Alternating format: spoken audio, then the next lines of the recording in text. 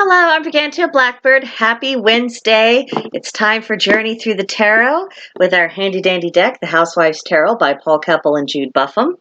This week we are looking at the Devil, and just check her out right there.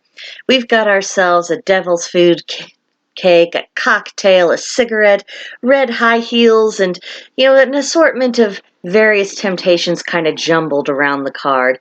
The overall impression is that the devil in the tarot, not in the Christian or monotheistic context, but within the tarot, the devil represents ideas, things, and even people who we know they aren't good for us, but we still feel drawn to them anyway. So often our weaknesses are tied with our insecurities and ineffective coping mechanisms, and we're trying to fill the void or have a stopgap coverage or something to make up for an area where we feel vulnerable, and so we give into bad habits of a variety of things. Now, if we check out our handy dandy booklet, we will see there are several keywords to check out. Temptation, vice, and self-destruction. And if we look again at the card, we do see a lot of things that can result in self-destruction, particularly if not used in moderation. I mean, there's nothing wrong with a slice of cake every now and then. There's nothing wrong with a drink of alcohol every now and then. But there are issues if we get addicted to things that we should only consume in moderation. Now, here's what else the booklet has to say about this. The modern convenience of TV dinners, instant coffee crystals, and processed cheese in a can. The sinful satisfaction of martinis, cigarettes, and devil's food cake with rich, creamy frosting. Oh, how that devil inside us loves seemingly simple solutions and indulgent luxuries. It's not good to repress these temptations entirely, but take great care not to let such vices rule your life. Succumbing to your dark side too often will surely bring about your downfall. What true words that is. So if the devil is coming up for us in a reading, I thought of three primary ways that we could look to apply it. And of course, as always, this depends on what the other cards in the spread are looking like, the general background of the situation, our own position within it. I mean, obviously there are subtleties to take into account, but I found three main categories to think about. The first is warning, danger, Will Robinson, that you are unknowingly drifting into a mess that's going to be difficult to extricate yourself from, and your next move needs to reassess what you're doing. So it is that things aren't good, it's not cool, you need to do something different, change your plan. There are pitfalls you're not paying attention to.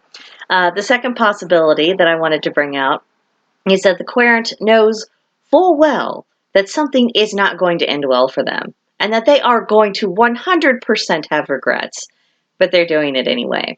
Not only does this indicate that the querent has failed to learn the appropriate lesson, it also indicates possible addiction issues, and this is where you need to be a little bit careful and a little bit sensitive, particularly if you're reading for strangers, because you might get a vibe, but getting a vibe from someone is not the same thing as having chapter and verse on their entire life story.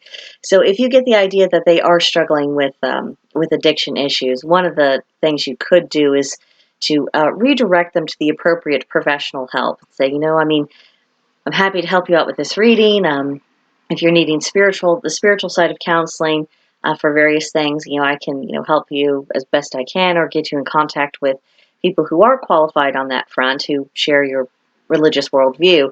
But as far as dealing with the medical and psychological aspects of addiction, that is a job for professionals, and sending them in that direction would probably be one of the most loving things we could do.